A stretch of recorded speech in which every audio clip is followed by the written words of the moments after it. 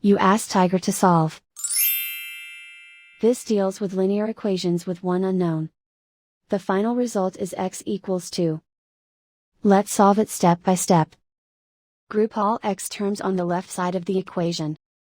Subtract 7x from both sides. Group like terms. Simplify the arithmetic. Group like terms.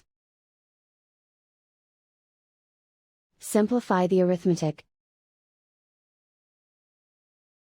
Group all constants on the right side of the equation. Add 8 to both sides. Simplify the arithmetic.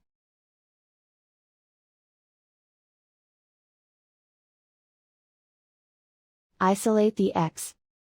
Divide both sides by -3. Cancel out the negatives.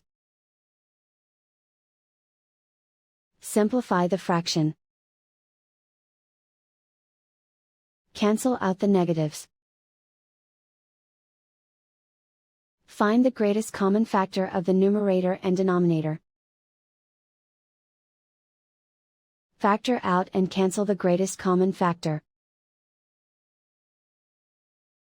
And so the final result is x equals 2.